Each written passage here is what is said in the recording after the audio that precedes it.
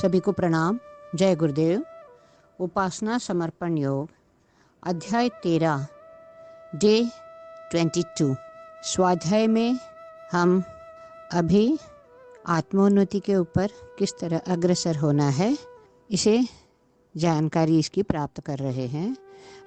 पिछले स्वाध्याय में हमने ये पढ़े कि अमृतत्व पाने की इच्छा जो रख रहे हैं उन्हें इस नश्वर शरीर के लिए मोह माया जैसी नश्वर भोगों की उपासना करने का समय नहीं है। और आगे गुरुदेव क्या कहते हैं, आइए आगे बढ़ते हैं। हमें अपनी रुचियों और प्रवृत्तियों के दर्पण में अपनी उन्मुखता पहचाननी होगी और देखना होगा कि हम किस मार्ग पर जा रहे हैं। यदि हमारी रुचियां और प्रवृत्तियां शिव सौंदर्य प्रिय है तो हमारी आत्मा में उन्मेष का लक्षण है, क्योंकि हरियाली का छटा उसी धरातल पर प्रकट होती है। पेड़ पौधे और लता गुल्ब उसी भूमि पर उत्पन्न होते हैं जिसके नीचे पानी होता है। सत्यम शिवम सुंदरम की अनुभूति और अभिरुचि उसी को होती है जिसकी आत्मा में जागरण होता है। यदि ऐसा है तो हमारी दिशा ठीक है। सावधानी पूर्वक उस पर चलते चला जाना चाहिए।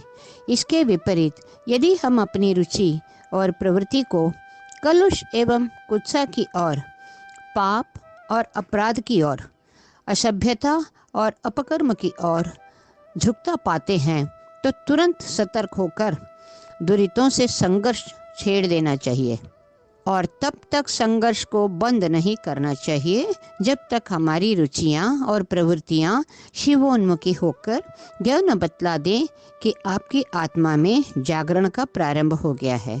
पापों के सारे पिशाच आपको छोड़कर भाग गए हैं और अब दिव्यताओं और महानताओं के स्वागत की तैयारी करिए।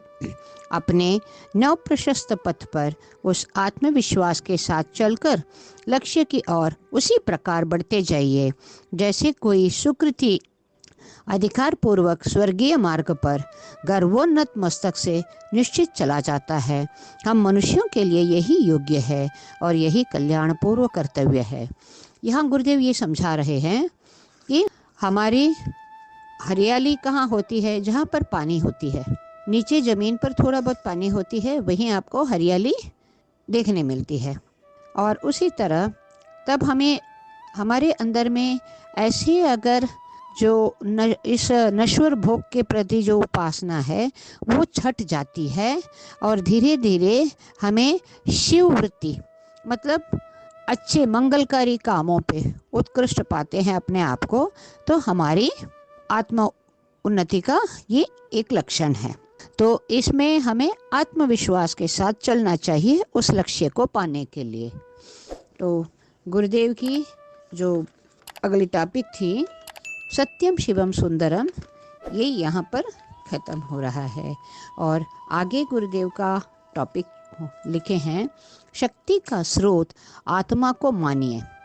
हमारे पुरखे ज्ञान विज्ञान में आज के वैज्ञानिक की अपेक्षा कहीं अधिक प्रवीण थे, किंतु वे समझते थे विज्ञान अंततोगत्वा मनुष्य की वृत्तियों को पार्श्विक भोगवादी ही बनाता है।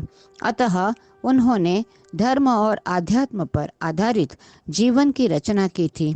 उसी जीवन में प्राण था, शक्ति थी, समुन्नति थी और वह सब कुछ था जिससे मनुष्य का जीवन पूर्ण सुखी, स्वस्थ और संतुष्ट कहा जा सकता था। हमारी देखिए पुरखों में क्या ज्ञान विज्ञान में, और आज वैज्ञानिक से हम जितना तरीके से सीखते हैं, जो टेक्निकल नॉलेज बोलते हैं जिसे से सीखते हैं, जो हमारे पूर्वजों के अंदर उससे भी ज़्यादा कई गुना प्रवीण थे।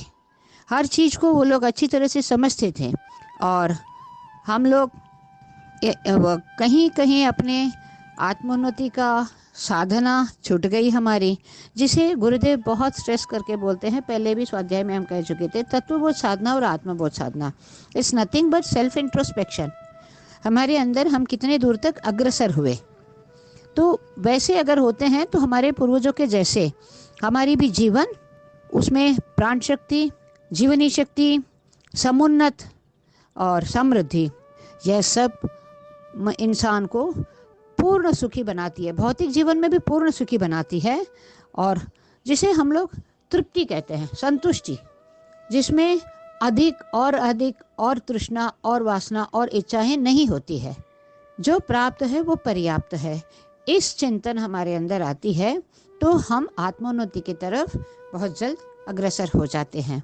तो आइए आज का स्वाध्याय को इस तरह से हमें समुन्नत जीवन, हमें शक्तिशाली जीवन और हमें प्राण शक्ति की उस जीवन जिसे हम जो कहे वही कथनी और करनी हमारी समान रहती है, जहाँ प्राण शक्ति ज़्यादा रहता है इंसान का।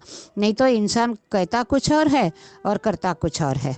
तो ये ऐसी जीवन प्राप्त करने के लिए माँ भगवती से प्रार्थना करके हम अपना स्वाध्याय को यहीं विराम देते हैं।